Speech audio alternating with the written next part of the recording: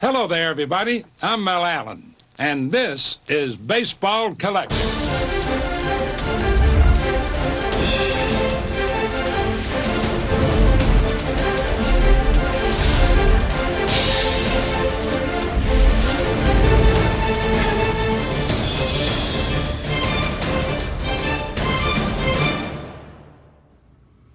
Yo, and hello everybody, Mike here, Baseball Collector. And man, it's the beginning of June, and I don't know about where you are, but dude, here in Texas, it has gone from, 80s to over 100, like, in the snap of a finger. It's like, oh my gosh, summer is here.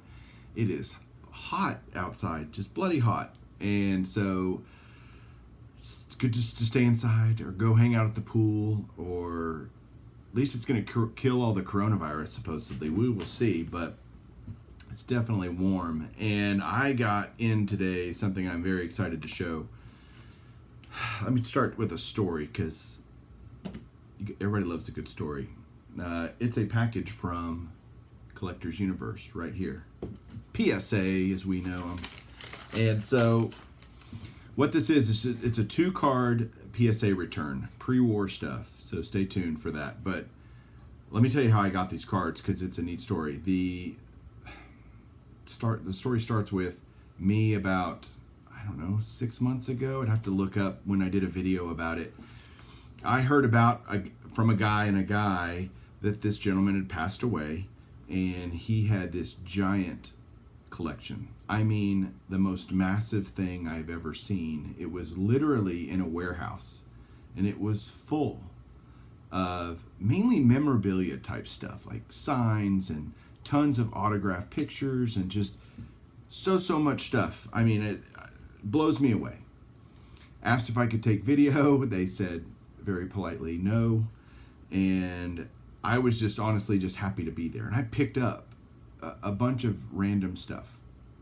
What the guy was lacking on significantly was cards. There were almost no cards to be found. And the stuff that I did find was all, junk wax era stuff that had literally been sitting in a warehouse for decades.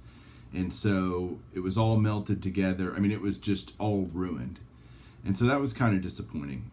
But just I did buy some cool autograph stuff.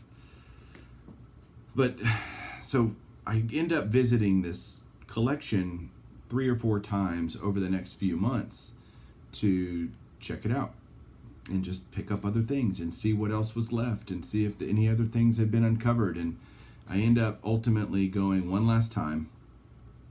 And the prices had gotten a little, like I'd made a deal with the guy running it. And, that was kind of how it was going. Then the prices started changing, and it kind of was like, man, really? Like I wanted a good deal. I wasn't trying to, rob anybody or anything. I just wanted a fair deal.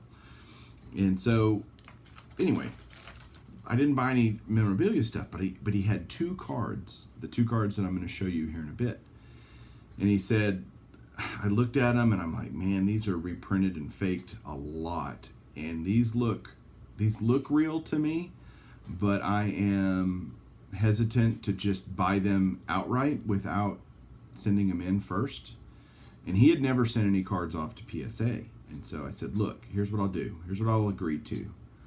If you let me have the cards right now, I will. And I've been talking to this guy a lot, so it wasn't like he thought I was trying to scam him or anything, which I wasn't. So I'll take the 2 cards. I will send them off to PSA, and we'll see if first of all, they come back real. I actually guessed the grades, like exactly what I thought they would grade.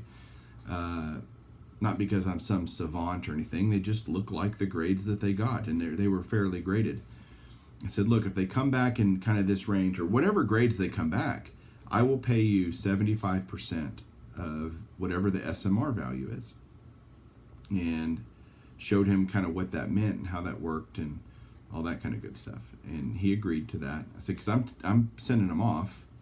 I'm paying for the grading fees. All that's on me. Like, I'm going to do that, shipping, insurance, all that bloody stuff. So I said, look, I'll make that step and do that for you if you do this deal. And he agreed.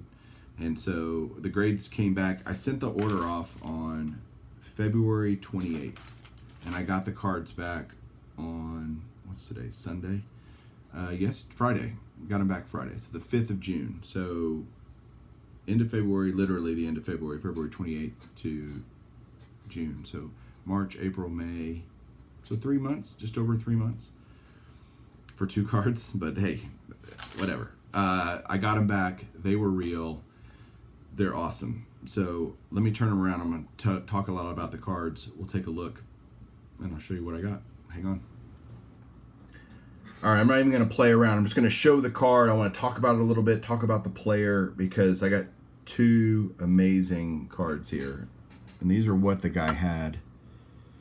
Pre-war awesomeness here. 1941 play ball, Jimmy Fox.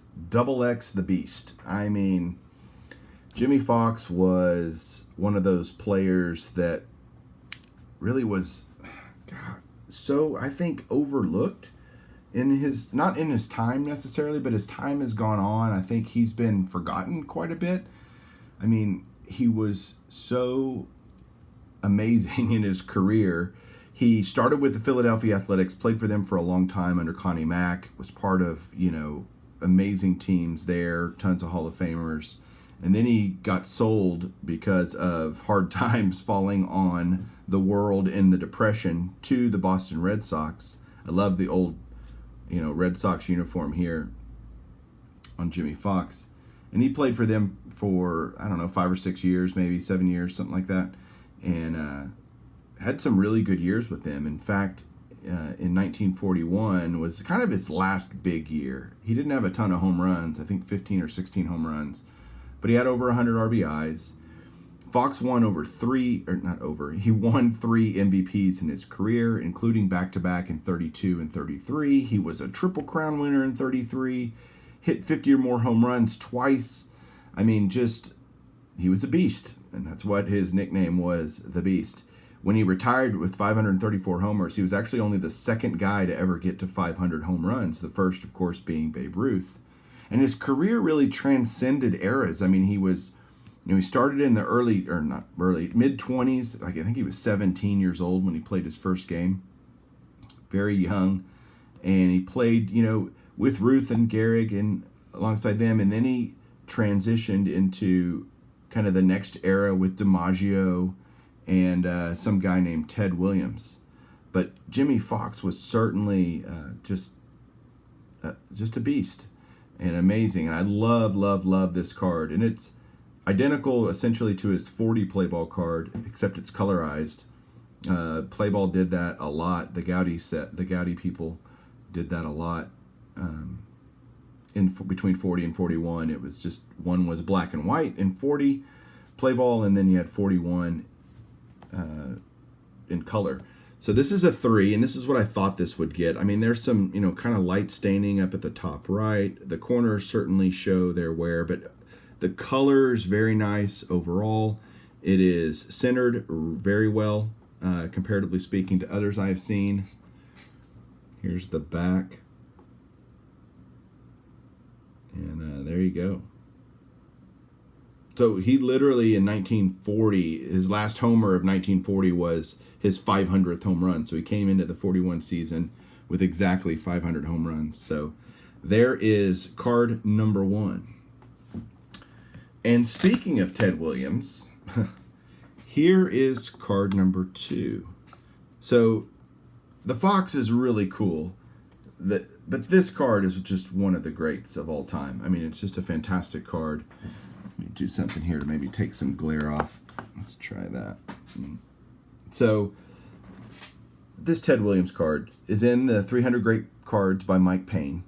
It's a year, or it epitomizes a year, 1941, which is one of the best in baseball ever, because you had Joe DiMaggio in his 56-game hitting streak. Ted Williams hit 406 this year. Ted Williams didn't even win the MVP, and he hit 406. That went to DiMaggio, and I think in large part because Williams was hated by the press. He did not get along with them at all, and they were the ones voting on the MVP. Plus, the Red Sox came in second to the Yankees that year, if I remember right. So, you know, there's some things that went into it, but Williams no question he had one of the greatest years ever in 1941, hitting .406. In 41, the Red Sox, I just showed you Jimmy Fox, they had Ted Williams, Bobby Doerr was on their team, Joe Cronin was the player manager, Lefty Grove was finishing out his career as a pitcher.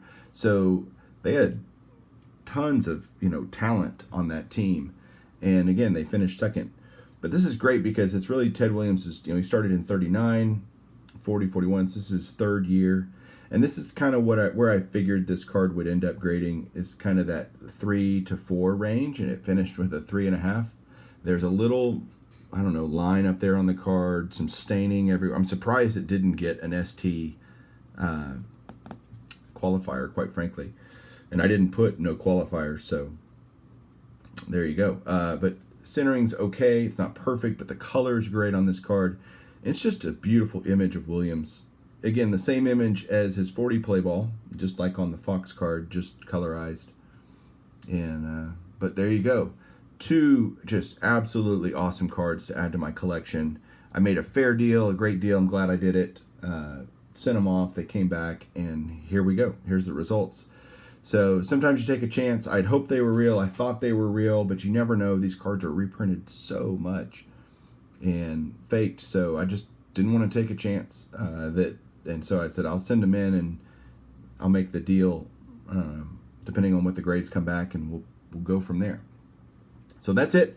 Let me know what you think down below, everybody. Thanks for watching. We'll catch you soon, and keep collecting.